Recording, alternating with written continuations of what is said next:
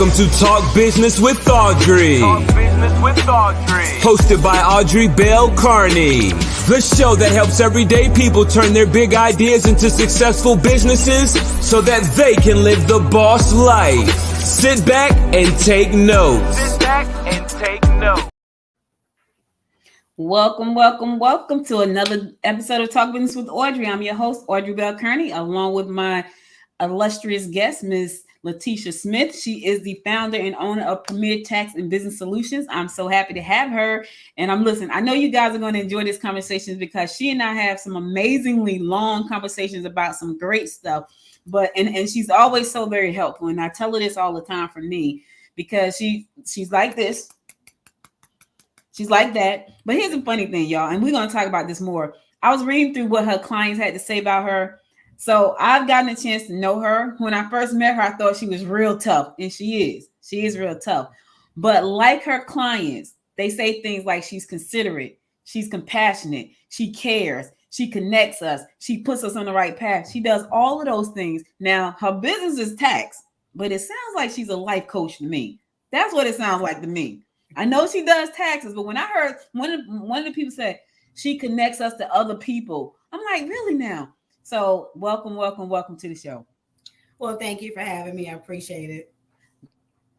Glad you're here. So now I, like you, was a math and science person, right? And it's so funny because I used to always tease people like my strong subject in high school and school in general were math and science. Like that's who I am. But then I went on to write books and I was like, go figure, the girl who hated English wrote books. Tell me what your experience was like coming up in school, because I could tell you I love math except for one math. This is the one math I did not like. I did not like geometry. Not like geometry. Had a C. Okay. Had a C. Okay. What was it like for you? Geometry was not my favorite either.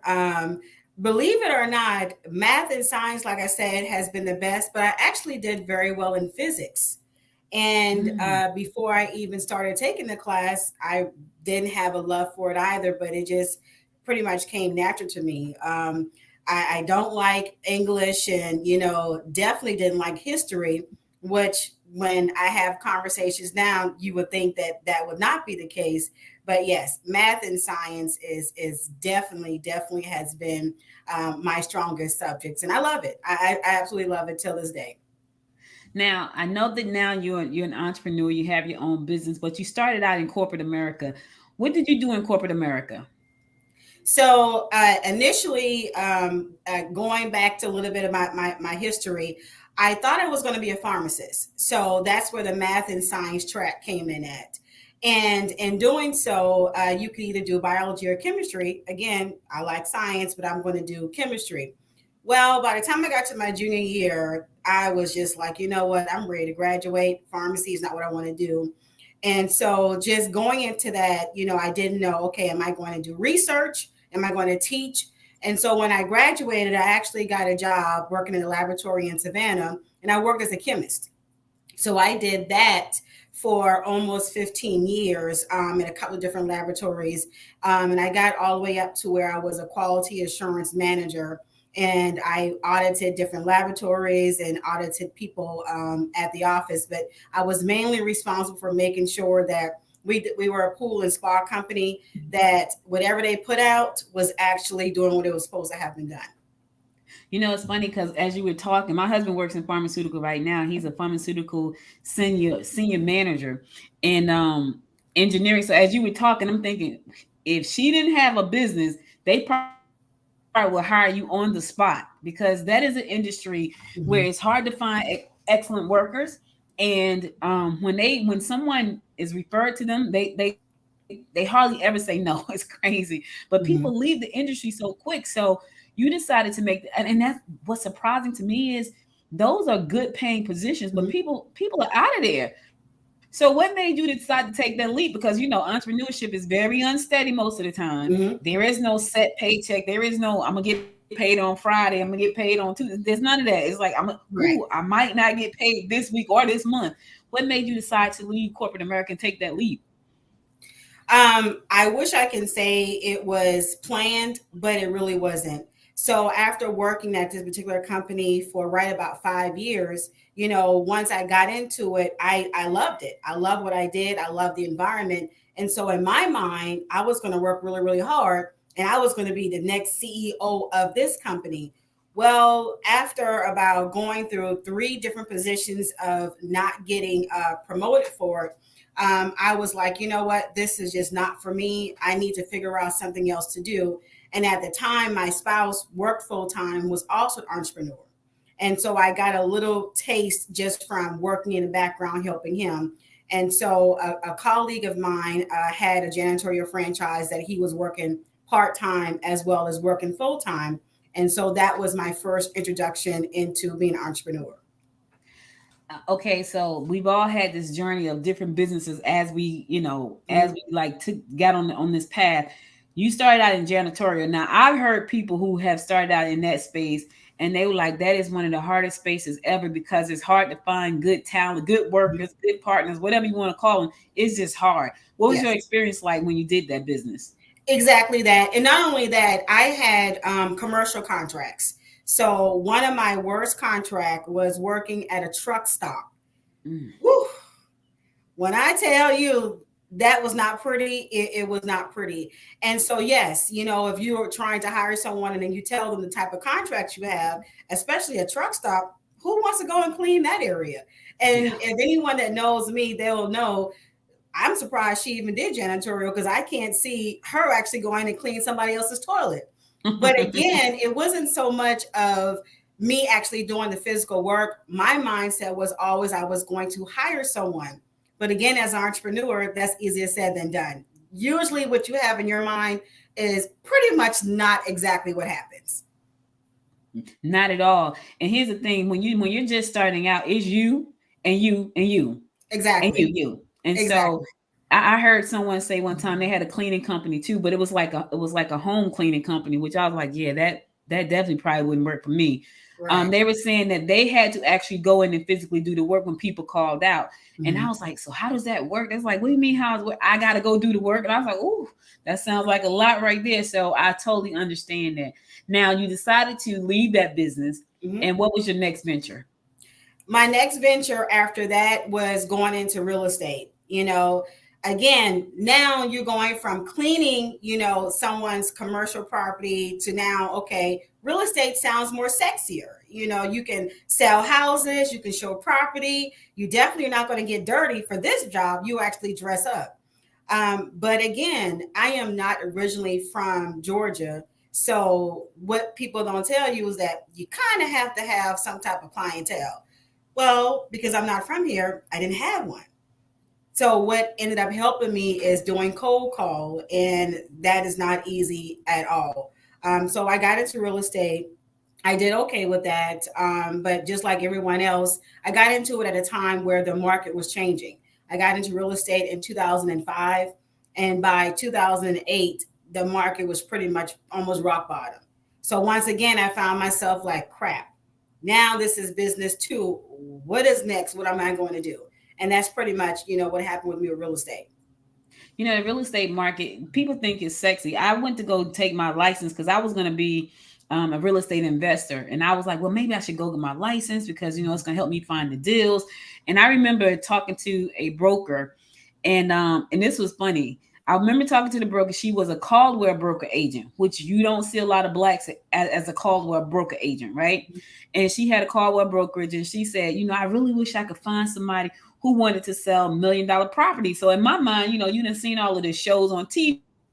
They're selling, the $1 million property, selling Sunset and selling New York. I'm like, well, why wouldn't they want to sell though? She said her team was definitely afraid of selling those type of properties. So when I started to do my homework, I kind of knew why, because now you're talking about people in another income bracket. Their level of expectation of you as an agent is a lot more. And if you can't meet that level, you're not going to get that deal. So I understood that. But what I also understood, which made me decide not to go that way, was when I was looking for a house, I wasn't a pain in the butt, but it was like, yeah, I don't like that.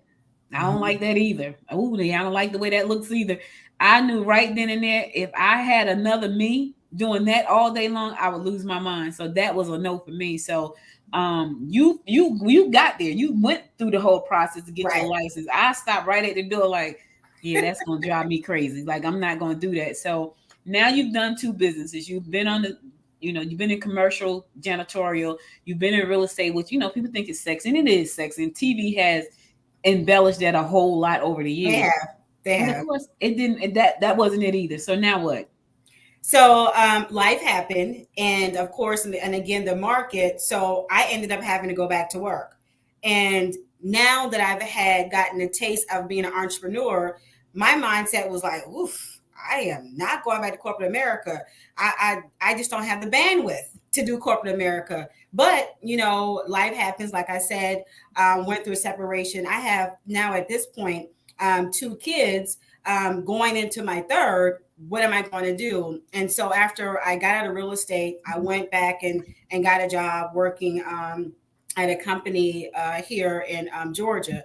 And I worked that company. But prior to that, I went to South Carolina during my separation from my spouse, and I lived there for about 7 months. And my sisters was both was working in life insurance at the time. And so then the mindset was, okay, we can make this a sister thing. We all can, get our life insurance license and, do something that has never been done before. 3 sisters with a life insurance license, and we just going to go and kick butt. So I took the test and I passed it. But again, life happened.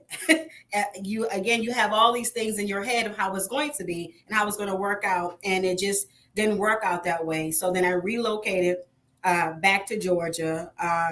And again, trying to figure out what is it that I can do to be able to still take care of my kids, give me a little taste of being an entrepreneur, but still being able to work a full-time job if I need be. And that's when now I went from janitorial to real estate to life insurance, still had the licenses, and then I was introduced to taxes. And believe it or not, I was first introduced to taxes when I was doing real estate. So years prior. And we had a conversation. I was working for Metro Brokers in Atlanta with a couple of agents, and they said that what they did is that they did taxes seasonal to give them that income boost to have, so that, as you know, with selling houses, you can sell a house today, and it could be another 3 or 4 months before you sell another one. So they used the fact that they worked and did taxes seasonal as an opportunity to make some money and save it for those leaner months. So I remember that. And I was like, well, how do I get back into that? So now I'm doing life insurance. Again, going back to that. And a colleague in life insurance owned a tax franchise. And he was like, listen, if you really are interested in doing taxes, this particular company, they will allow you to go to a tax class. And if you do well, they'll hire you right out the spot. Well, man, I knew nothing about taxes. I didn't even prepare my own taxes at all. We either went to one of the agencies or my spouse did it. So I can only imagine what it looked like. So I went to the class, and it was about 40 of us, and they hired 2 of us. And I was one of the persons. And that was my introduction into taxes. It's so crazy because our paths sound so similar. So I have an insurance license, right? Mm-hmm. Been had my license since 1999 because I was going, like you, went to some meeting and people like, you can make all this money. Mm-hmm. And I'm in the meeting and I get my license and I drag 2 of my friends with me and we all get licensed and nobody makes any money. Now, I'm not saying that you can't make money in insurance. That's not what I'm saying. I'm saying I didn't make any. That's what I'm saying. I didn't make any money. And it's so crazy because I think about entrepreneurs, right? When you become an entrepreneur, right, you cannot go back to work for somebody. It is extremely hard. I don't care if you don't make but 75 cents.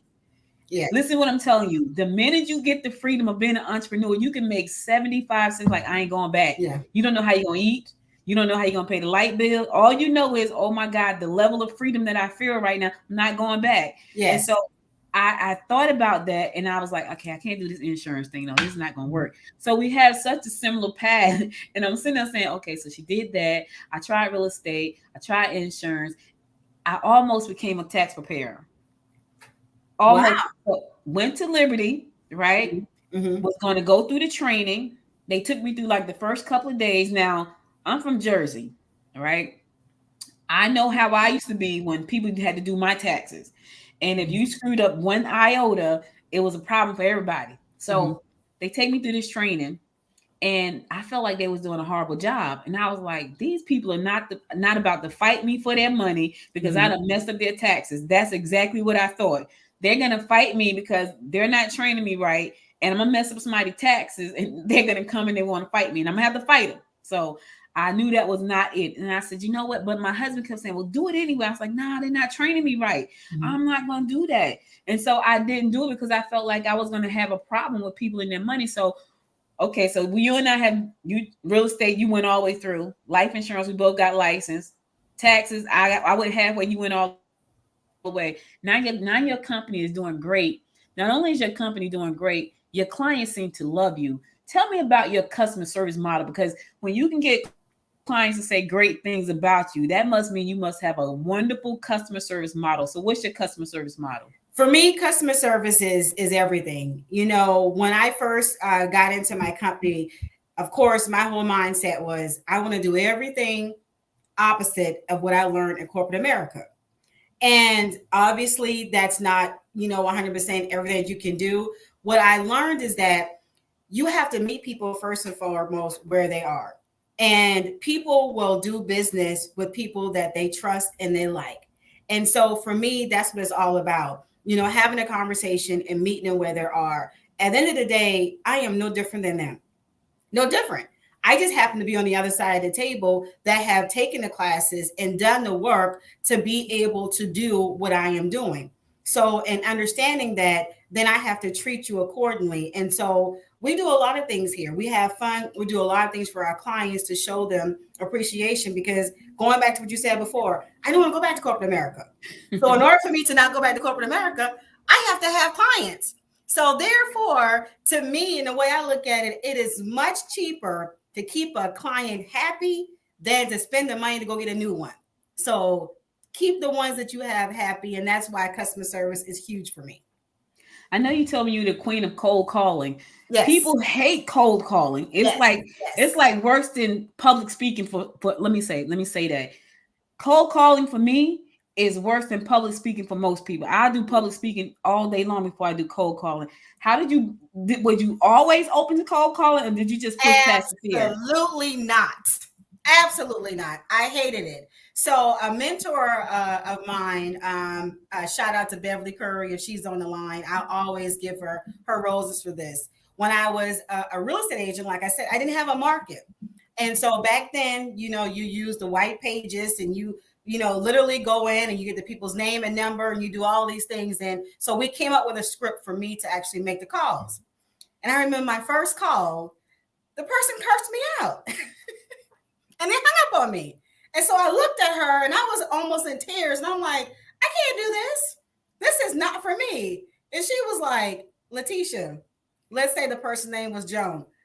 Do you know Joan? I'm like, no. So if you go to the grocery store tomorrow, will you see Joan in the grocery store? I said, no. She said, so why are you getting upset for somebody that you absolutely do not know and they do not know you? Who cares? And of course, it sounds simple enough, but it does hurt your feelings for someone to curse you out when you're just trying to offer them a valuable service. And so after I got past that, I was like, it was a no brainer. And then I also read this book called Go for No. I forgot the author's name.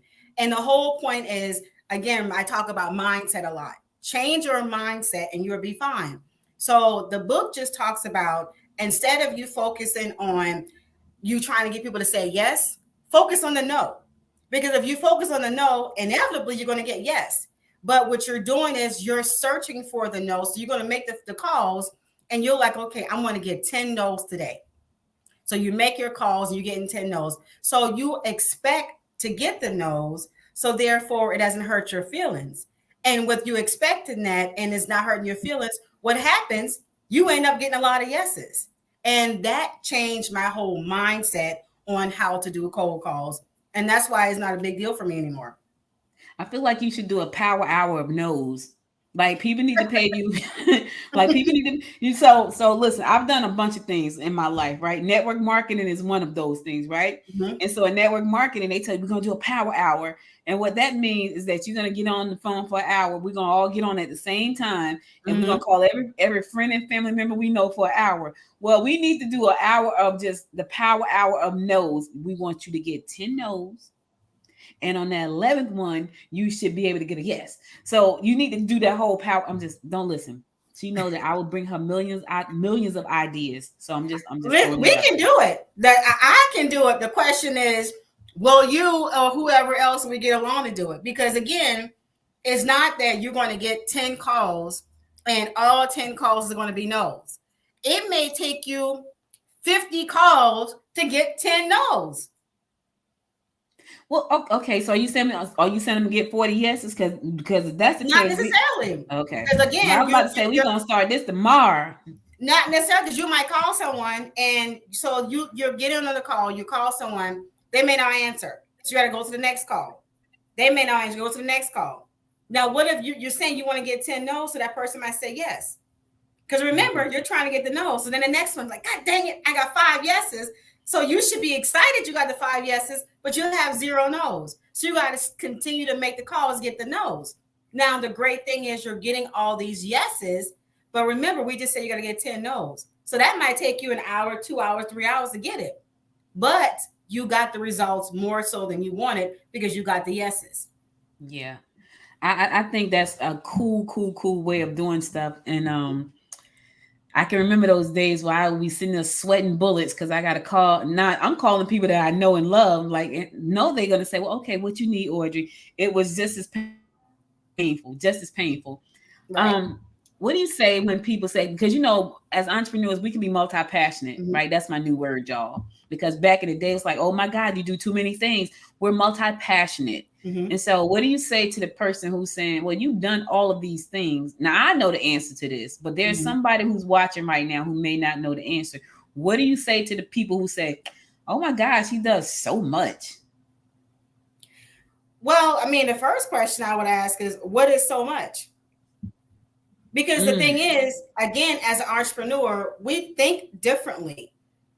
Our mindset is totally different than just a regular person. So, in order for me to really answer that question, I need to first know what is so much to you? What exactly does that mean? And then I can answer it. and that's true because I remember getting beat up back in the day because I love, I'm an inventor. I have a license. I did coaching, all these things, and I used to get to.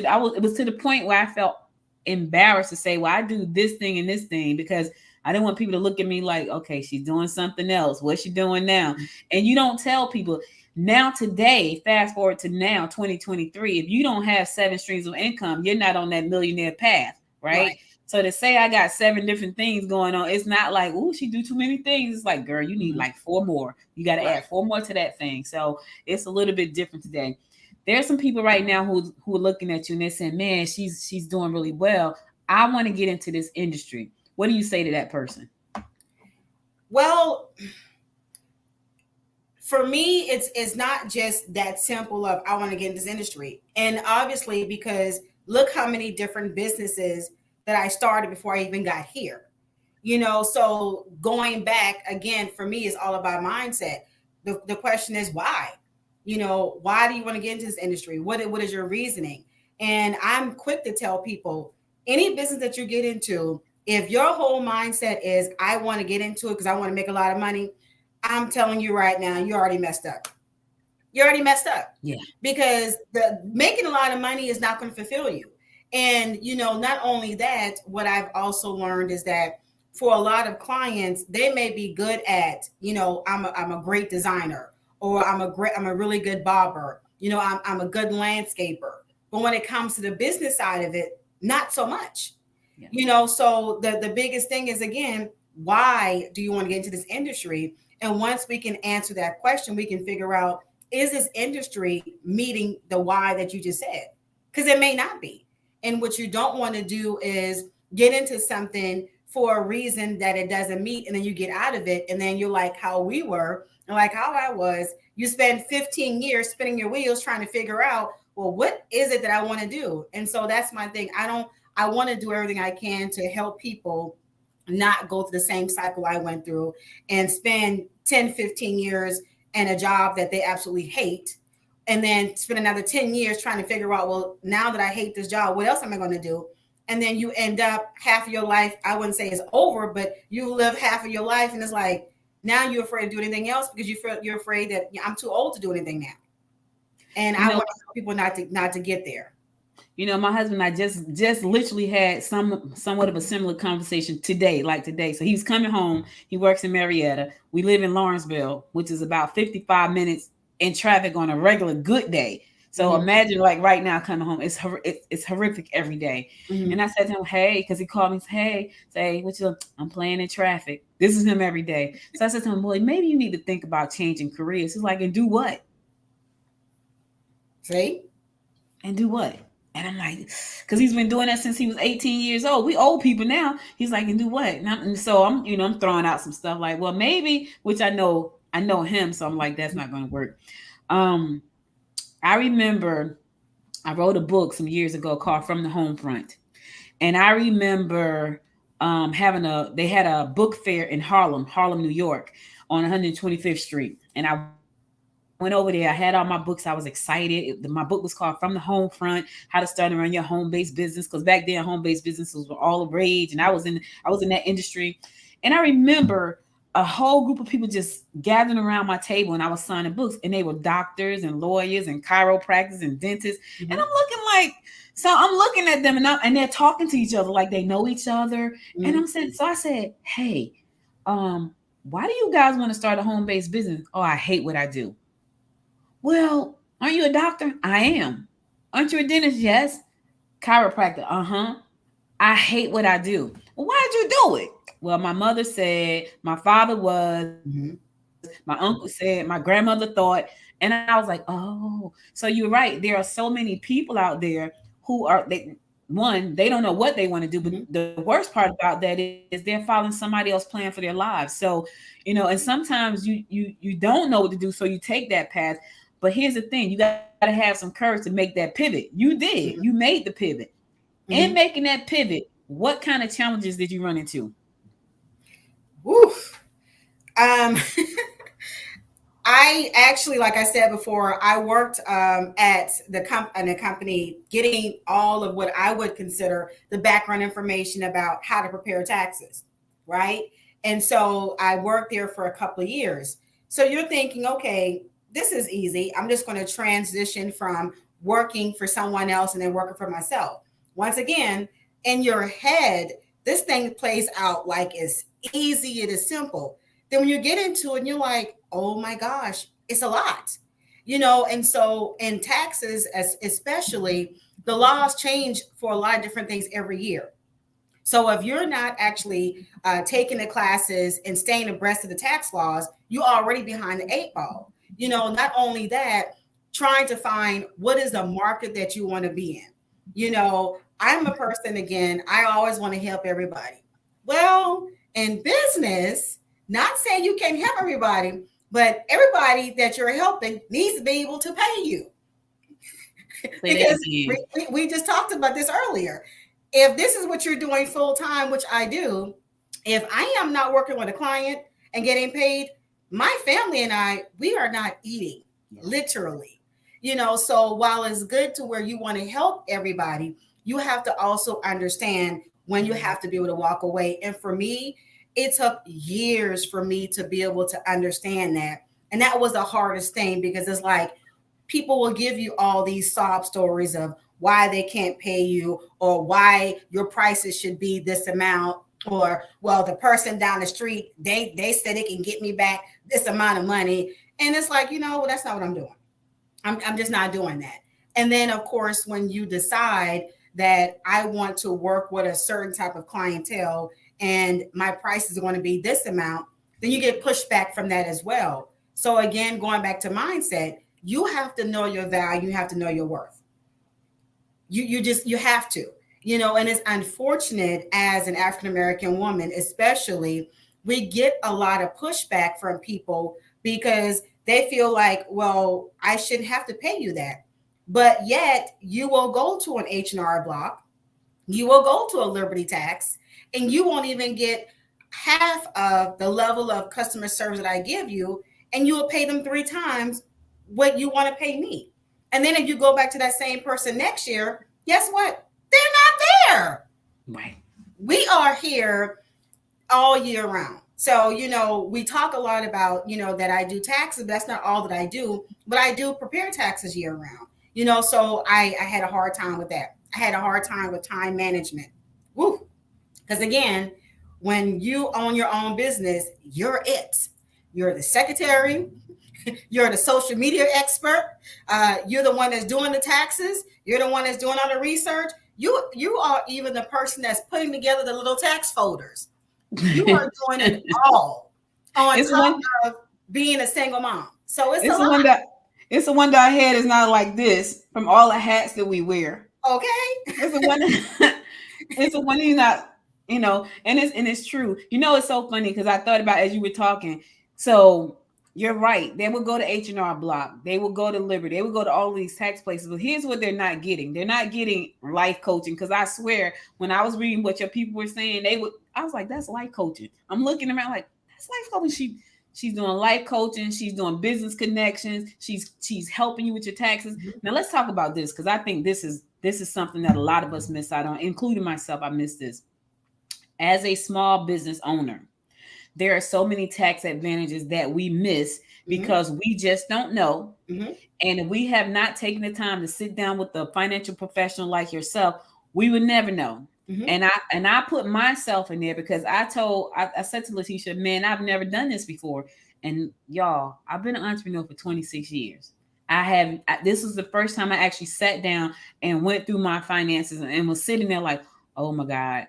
First of all, I didn't sleep the night before because I was like, what is she going to find? I slept great last night, by the way. Oh, I slept like a baby. But the night before, not so well. So what are some of the things that small businesses should understand about their taxes and what they should be doing? Because for me, I said to Latesha, yeah, I do. I put my list together every year. She was like, every year? You should be doing that every month. Oh, okay. Every year. I do the same thing. I put all my expenses on a sheet of paper and I pass it off. That's all I do. I've been doing that for years. And she's like, every year? Yep, that's what I've been doing for years. So yesterday when we had our meeting, she told me I needed pretty much six bank accounts. I'm like, why? And she explained why. Right. So there are things that we don't know. And I'm not ashamed to say it. I'm very transparent. If you listen to my other shows, you're like, oh my gosh, she just tell all her business. I'm very transparent. And I don't mind sharing because the way for us to grow is for us to share. And had she not shared her story with me, even though she shared a horrific story, y'all, I was still very nervous and didn't sleep the night before. But had she not done that, I probably would have never taken the step that I needed to take, especially at the level of business that we're playing at, right? What are some of the things that people need to understand as a small business owner? And because I know for me, it was a fear of just being transparent and open. And it was like, I know I need to go talk to a financial advisor. I just don't want anybody to know how bad my things may be. And they turn out not to be that bad at all. Bad, but not that bad. And so what do you say to those small businesses who are looking right now saying, ooh, that sounds like me? What do you say to them? Well, the first thing I would say is, and I say this a lot, is pride is a heck of a drug. And a lot of people they mess themselves up because their pride won't allow them to be transparent. It won't allow them to be vulnerable to get the help that they really need. The second thing, I tell people is it is okay if you are not an expert in everything. As a matter of fact, you really shouldn't be. You do yourself a disservice trying to wear all these hats that we just talked about earlier. And a lot of times as a small business owner, you're trying to cut corners. So I get it. You're in your mind, you're like, I can't afford to, hire an attorney. I can't afford to hire an accountant. I can't afford to, pay myself a salary. And a lot of times I'll ask clients, and when they say, well, my business didn't make any money, so I need to file any taxes. So my question is, well, did you pay yourself a salary? And the first thing they're like, no, I didn't. Really? So your car payment, how do you pay that? Oh, I just write myself a check. Interesting. Your car insurance, how do you pay that? I write myself a check. And what account are you writing said check out of? Oh, my business account. You paid yourself a salary. You're just not documenting it. And so, again, because it's not what you do, you don't realize that that's what you're doing. So I tell people all the time, you're saying you cannot afford to hire someone, you can't afford not to, because it will mess you up in the long run. And yes, learning about taxes and learning about your finances, it is intimidating and it is scary. And I get it. And I go back to what I said before, it's a mindset, because a lot of us was not taught, we weren't taught that. We weren't taught about, why you need to balance a checkbook. We weren't taught about why it makes sense for you to have, your debt to income ratio at 30%. But when you go and buy a house, that's what they tell you. Your debt to income ratio needs to be 30% or below. And so what I tell business owners now is, first and foremost, especially if you're getting into business, you need to know your numbers. And what are those numbers? Well, first of all, two things. One, what is it going to take for you to run your household? The bare minimum. What is it going to take? And I say, forget about the entertainment. How much money do you need to pay your rent or your mortgage? How much money do you need to pay your utilities? How much money do you need to be able to, pay for groceries? The very bare minimum. And then on the second thing is, how much money do you need to run your business? And again, the bare minimum. So when you add those two numbers up together, that tells you how much money your business needs to make. So for the sake of this example, if it costs you $2,000 a month to run your household and another $1,000 a month to make sure that you can run your business, that means on the low end, you have to make $3,000 a month in your business, period. And that's just to break even. So nothing better not happen. So again, these are things that as an entrepreneur, as a small business owner, you have to do, and you have to do it, yes, at a minimum on a monthly basis. At the end of the year, it's too late, because now I can't help you strategize to see, okay, do you need to be paying quarterly taxes? Should you now put yourself on W-2 payroll, which, by the way, you should. You absolutely should. Should I now start putting money aside for retirement? Absolutely, you should. Because I don't want to be doing taxes until I'm 75 years old. Absolutely not. So guess what? Even if it's just $25, even if it's just $50, you will be surprised how that adds up over a period of time. So a lot of times people think that it takes a lot, and it really doesn't. It just takes discipline and understanding what you need to do. I want to ask you this. So there's a lot of hoopla right now in the market about building credit and business credit and all these things, and getting all this extra money for your business. And of course, when the pandemic happened, there was so much money floating around. A lot of people still didn't get it because they couldn't show P&Ls. They couldn't show, like, I had employees. Now, some people showed they had employees, and they really didn't have employees. Right now, they're doing about 10 to 20. So I'm glad that wasn't none of you guys, because you wouldn't be able to watch us right now. But there were some who said, oh, yeah, I got some employees. Anyway, there was a lot of money floating around during the pandemic, but people needed certain things in place. And I talked to quite a few people. I talked to a lady over at she was over one of the programs over in Alabama at one of the universities, and she was saying, Audrey, we have all this money, we can't give it to small business, especially minority business owners, because their paperwork is, their bank account, their statements, their business finance are a mess, right? When you think about that statement, and I know you could probably contest this. When you think about that statement, what should they be doing right now? Because I know what I need to do. I got to open 6 more. I got to open up 4. I have 2. I got to go open up 4 more bank accounts. What else do they need to be doing? Because God forbid that this happens again. God forbid this happens where they have to shut down again. They have to pump all this money into the economy so that we can survive. And then people can't survive because their paperwork is not in order. And she said that to me. And I remember talking to her. I think I was on a conference call, and she was saying, there's a lot of money, but because the paperwork is not in order, they can't get the money. Now, I just saw a news article this morning. All of the money that was there is pretty much about to be gone forever unless something else happens again. What do they need to be doing right now? Even if they can't afford, your services or another financial advisor's services, what can small businesses do right now to put themselves in a better place? So if anything should happen in the future, and we can't say it will or won't because that came out of nowhere. And I actually lost my mom to COVID in the pandemic. What should they be doing right now to set themselves up for any kind of emergencies like that? Well, the first thing they need to do is that a lot of businesses I see also, they're not separated. In other words, they use a social security number and not have an EIN number to separate the business. So an EIN number is pretty much, you think of it like a social security number, but it's for businesses. And so I would say if you don't already have an EIN number, and this is something you can actually do yourself, you need to get that. Obviously, before getting that, you need to go to the Secretary of State website and register your business. And I know for some people that could be scary, but you need to register your business. Registering your business actually legitimizes you. It's saying that I have this business registered in the state of Georgia. And now you have your articles, you have all these things, and then you get your EIN number from the IRS. These are things you can do yourself. You don't necessarily have to have someone to do that. You can do it yourself.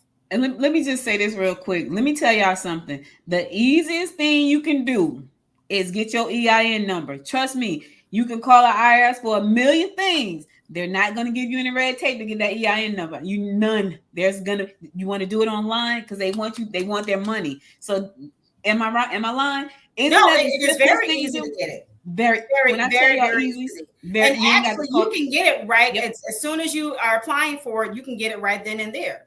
The reason why this is important is what you just said earlier. So once you get the EIN number and you register with the Secretary of State, you take both of that and you go open up a business checking account.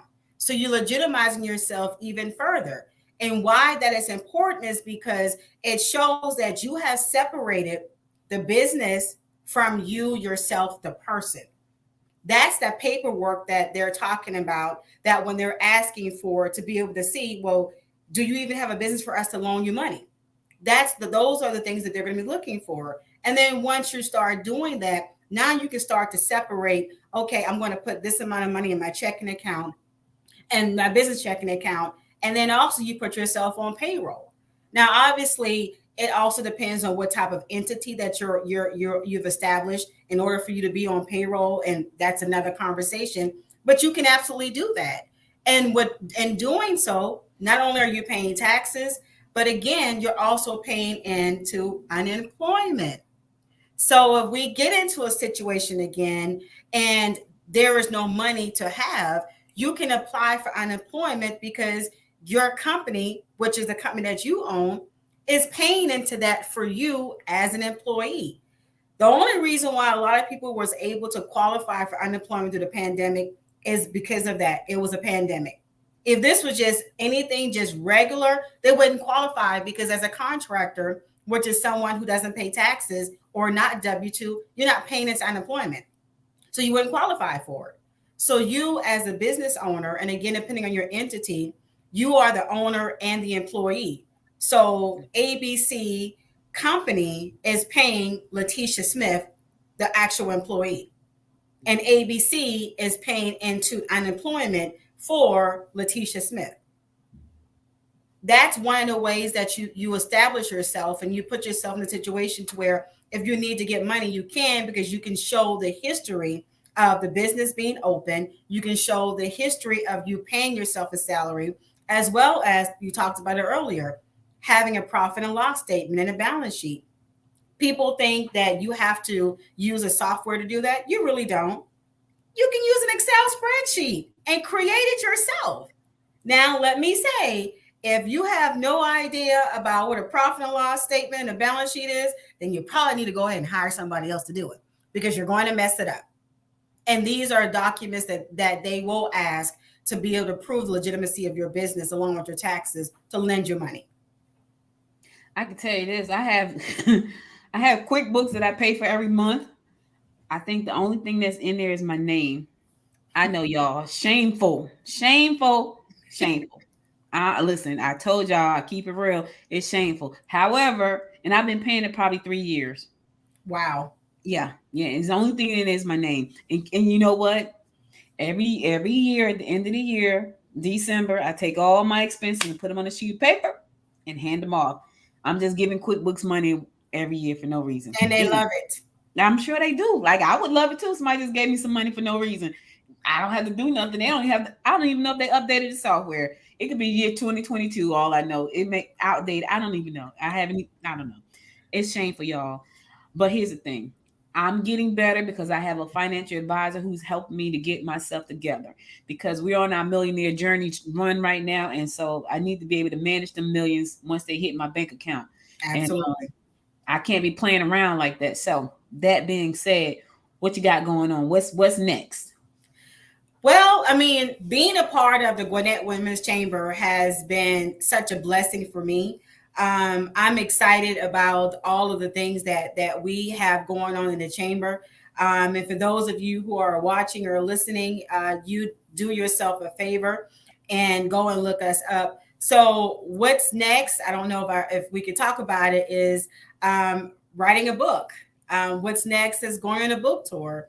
What's next is, being more involved in the community and being able to educate and do more things. So, I'm just excited about where we are and the things that we're doing. I'm just grateful to be a part of it. The other thing, that we didn't talk about, I know we talked about mindset, is being an entrepreneur, is that it can be very lonely because you don't have a lot of people that think like you think, or even not only think like you think, but really share in your passion, even want to even just be a listening ear.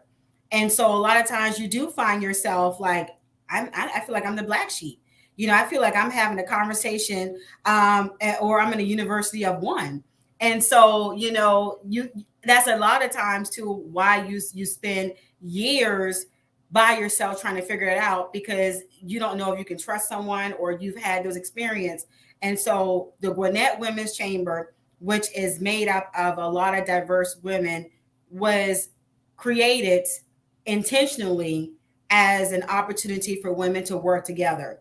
And I can tell you, we are new, but boy, it doesn't feel like we are with all the things that we've done. So what's next for me is being able to not just be a part of the chamber, but be a stapler into all the things that we have and making my voice heard and helping.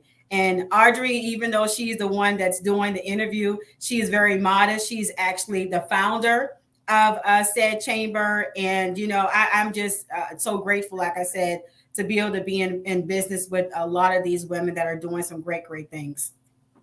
And so even though the chamber is located, I am the founder. Thank you for saying that. Even though the chamber is the Gwinnett Women's Chamber, no matter where you are in the world, you are welcome to join us. Right now, this show has been streamed live on Facebook, Amazon, Twitter, LinkedIn, and YouTube live. So the reach is global. It's around the world, and we want to. My goal is to help as many women as possible. Gwinnett is where we live, but it's to help as many women as possible reach their dreams and the level of success that they want. And the way to do that is to address the entire woman, like the whole woman. So we are not just focused just on business. We have health and wellness. We have technology, because listen, I may be bad when it comes to doing my P&L and my balance sheets, but when it comes to technology, I'm pretty doggone good. So, one of the things is making sure that women embrace this new technology, because it's not going anywhere. And a lot of times as business owners, we're afraid of that. So I'm honored to be the founder, along with Georgette Taylor, who's the co-founder and vice president. I'm honored to have started this organization, but I'm even more honored to have been introduced to such an amazing group of women. And I know that's only going to grow, because every day somebody else joins us. So no matter where you are in the world, we do 6 virtual events a month, so you can always do virtual. We do 6 in-person events a month. You can always do in-person if you're local. But we also put you in the spotlight. This is a perk. Like, my company is media, right? But my passion is GWC. So if you are thinking about, hey, I want to be a part of that organization, join us. Go to GwinnettWomen'sChamber.com to join us. We make sure that we give you the exposure that you need to grow your business, but we also make sure that you got that community also. we get together all the time. We was together last night doing a potluck. So we got something called Time Out Wednesday where we get together and we do a potluck. So I had sushi on one side and I had I had some kind of chicken salad with grapes on the other side. And then there was some lemon cake on the back. I didn't eat any lemon cake because I didn't want to get sick. But we get together and we just have a good time. So I'm honored. Listen, Latesha keeps me in check, y'all. So you got a bunch of people on here who know you and love you. They know what I'm saying is the truth. She keeps me in check, and it's kind of cool because when you're always the person that's leading, it's kind of nice when you got somebody else that can stand and say, "Hey, did you think about this? Did you do this? Did you say this? What you think?" It's good because I'm that person all the time. So when she comes back and say, "Hey, I sent you a text. Did you get that? Did you do this? Did you send Chelsea that?" Yeah. So that's refreshing. You know, that's refreshing because not everybody will do that. And when you are considered a leader, you know, and people look up to you, is that sometimes they will just yes you to death. She ain't gonna do that. She's not gonna yes you to death. She'll yes, but not to death. So I'm honored to be a part of her life, and I'm glad that she has made me feel so comfortable that I can say, here's my mess. Help me get it straight because this $1 million is knocking down my door right now, and I need to be straight when it comes in. So I'm grateful for that. Any last advice for anybody who wants to become a tax professional? I go back to what I said before. Why? Being a tax professional, honestly, yes, you can do very well. You really can. You can make a lot of money. You can do seasonal if you want, or you can do yearly. You can specialize in different areas. So making a lot of money, you definitely can do that. What I can tell you is that, like Audrey has said earlier about real estate, being in the tax industry, it can be very stressful because you are dealing with people a lot of times that's just they don't want to pay taxes. And that's what they will tell you. I just don't want to pay taxes. I don't want to owe IRS a lot of money. And while you understand that is the goal, the back end of that, again, you're coming to me after you've made all these decisions all last year. And at this point, there may not be anything that I can do. So you have to also understand, you know, your strengths and weaknesses before going into and being able to handle a lot of diverse type of people and backgrounds. But I would definitely say go to a class. You know, I'm sure there's a lot of companies out there that offer classes. We here at my office have done classes also in the past, kind of similar to what I was privy to get started. Shadow a company and just kind of get some insight in what is done. We are always hiring seasonal. So again, before you take the leap of faith, see how you can get background information before actually putting in that time and effort. And that's one of the ways of doing it. I have the pleasure of working with some of the high schools here with their work-based learning to help some of the students. So some students who have an interest in taxes or in finance, they're able to come and work at my company for a school year. And for that, they get school credits, but I also pay them. And so that's one way. We offer internships as well at the college level. I partner with Georgetown University, Gwinnett Tech, as well as GTC. So, I mean, again, there's those ways that you can kind of get involved that'll give you some background information about how to do taxes, what it will look like from a business perspective. That way you can determine from there if it's something that you want to do. So one thing you said before, and I know this is key, if you're thinking about doing this, you want to make sure that your mindset is right because I can't see myself doing anything else in life but being an entrepreneur. And I say this all the time. That's how I'm going to go out in the box is being an entrepreneur. On my grave, they said, let me tell y'all a quick story. So my mom passed in 2021 from COVID, right? My home is Albany, Georgia. So we're at the repast. Right, we're at her repast. This lady comes in, she got some kind of ionizer to clean the air because right now, COVID is real rampant. So we're all afraid because I just lost my mom. So we're at her repast, and the woman wants to know, can she do a demonstration to my family with this ionizer on? Now, mind you, we just left the funeral. And so, of course, me being an entrepreneur that I am, I was like, go right ahead, do your presentation. So she got this thing around her neck, and she's talking about how it's cleansing the air and if COVID is in the air, to pull it out the air. And so I was laughing and I made a statement. I said, my mom is smiling down on me right now. She says, Lord, this girl is doing business at my repast, because that's just who I am. I am an entrepreneur till they put me in the box. But here's the thing. You have to make sure that you're ready for that. It has not been easy. 26 years is a long time to be in this game. Has not been easy. So Latesha said some great information with you. She helps a lot of people. She's a life coach. She's a tax preparer. She's a connector, but she's an entrepreneur. And which means we put in late hours. Mm-hmm. We have bags in our eyes and we ain't all made up, because we don't sleep, because we got great new ideas and we want to make them all happen. It's not easy. But here's the thing, if you could stick it out, it could be a lot of fun. And so I just wanted to throw that out there to anybody who's thinking about taking this journey, because it is fun. Mm-hmm. I ain't gonna lie, we have a good time. We have a great time, but it's a lot of work, y'all. So we work hard, we play hard. That's why we have our potlucks and First Fridays and, wind down Wednesdays. We're gonna have that yet. We're gonna have that. So that's coming. Maybe not yet, but this is coming. So anyway, if you want to reach out to her, that's how you can reach out to her. She's there to help you. She's helping a lot of us. It was so funny because as I was leaving the potluck last night around about 9:00, one of the ladies, I'm assuming she had an appointment too, like today. And I was like, oh, you'll be okay. I was fine. And she's like, okay. It was crazy. So she's whipping us all into shape. All high-powered women, mind you. All her place. We were at her location yesterday. She has an event place that is gorgeous. All high-powered women, high-profile women, but she's whipping us all into shape. So it was funny because she's like, "Oh my God!" I was like, "I went today, girl. You'll be fine." And it was that kind of talk. So anyway, I want to thank you for just being a part of GWC. I want to thank you for just helping women, get their stuff straight. And men, like she helped guys too, because I saw somebody named Dwayne jump on here and he's like, she's tough, but she's good. So I'm assuming he's a client.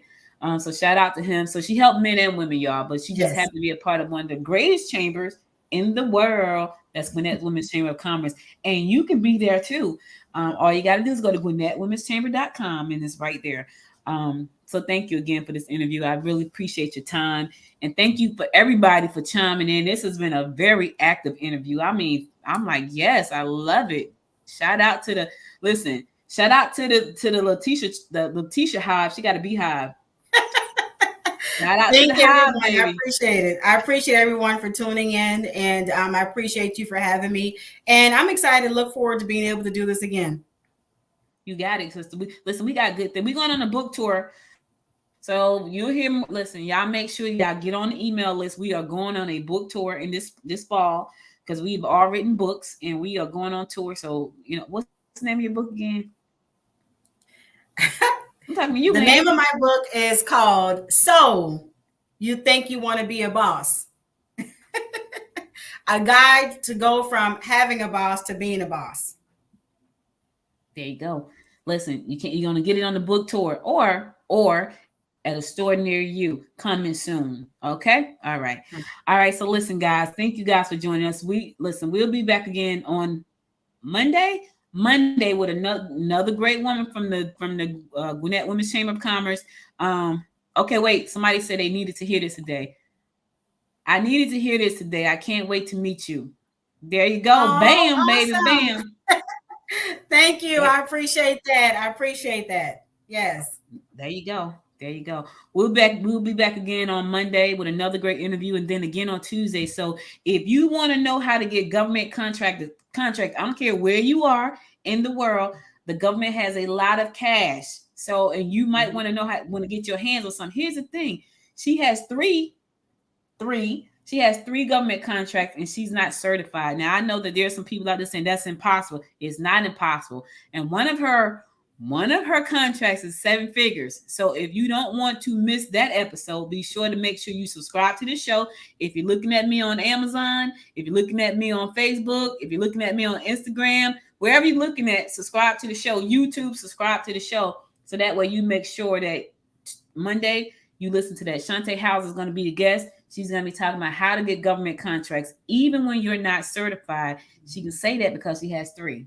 So if you are thinking about, well, I want to get can I get Can I get a government contract for what I do? Probably, because the government buys everything from toilet paper to soap. So that could be you. So make sure to tune in on Monday. Also on Tuesday, Bridget Hayes is going to be here. She's going to be talking about healing with the hands. She's a masseuse, but she's also a energy healer and an intuitive. So we're going to find out what that means.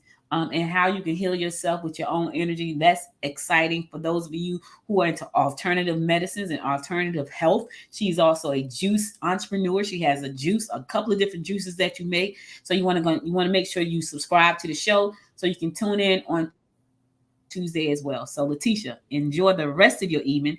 I want to thank you so much again. Thank you all for joining us. We'll be back again next week. Have a wonderful weekend. And until next time, my friends, make it a great day. Bye, y'all. You're welcome. You've been listening to Talk Business with Audrey.